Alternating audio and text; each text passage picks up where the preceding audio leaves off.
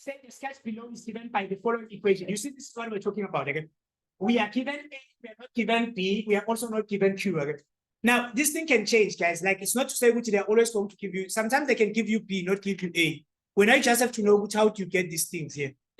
Now, then they say which the graph passes through the points of A, which is going to be 1 and 20. Yes. And then it also passes through -1 and 1 and 1.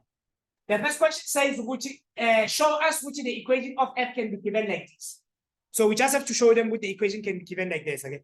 So on number 1, what we want to do is to just show them which, okay, this equation can be like this one. Okay. How to get it? Use the points that are given. The points which are going to be given, you are going to use them. But before that, we are going to start with Q. We know what is Q. Q is simple. We can get that one again. What does Q represent? It represents asymptote. Okay? So what is going to be asymptote here?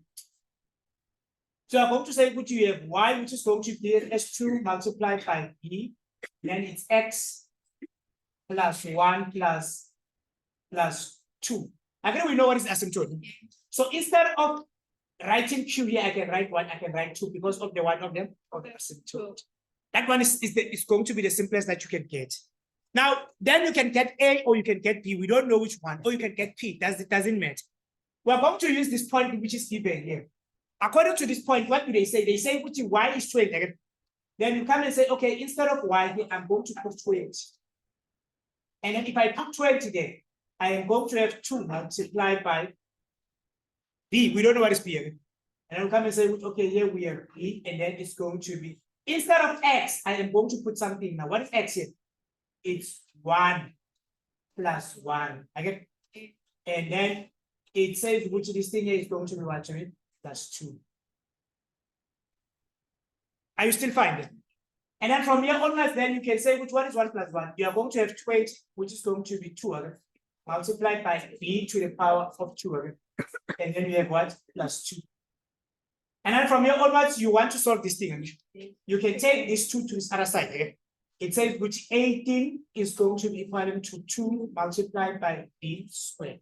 I can't multiply these 2 because this one is exponent 1, this one is exponent 2. Okay? But what I can do is to say divide by 2, divide by 2. And then it says which is B squared is going to be equal to what? 9. I want to get B. How am I going to get B? So I'm going to say square root, and then it says which square root. Okay? And then a square root has a plus and a minus. Okay? It says which I'm going to have plus and a minus 1, 3. But remember, we just told you B can never be negative. You remember that. Okay? So it means we are going to say which therefore B is going to be equal to what? And then it means which therefore f of x is going to be given as 2 multiplied by 3, and then it's x plus 1 plus 2. Okay, now we can then come and do the rest here. Let's try number 2. And then from there onwards, you're going to come and do the following as an activity. This is going to be an activity. Okay, let's finish this one. Let's do y coordinates. Now, how do you get the y coordinate at B? Y coordinate at B, actually you know what is x. Okay? So you are just going to say which you are going to have number 2. You're going to have y, which is going to be given as the equation, even if you couldn't get it. When you go to the next question, this is the equation. So you're going to use the following equation. So you are going to say you are going to have 2 multiplied by 3. And then you know what is x. What is x? Minus 1 plus 1 plus 2. And then you simply going to type this thing in your calculator. If you type this in your calculator, you're going to have 2 open bracket, and then it says 3 close bracket, power minus 1 plus 1 plus 2.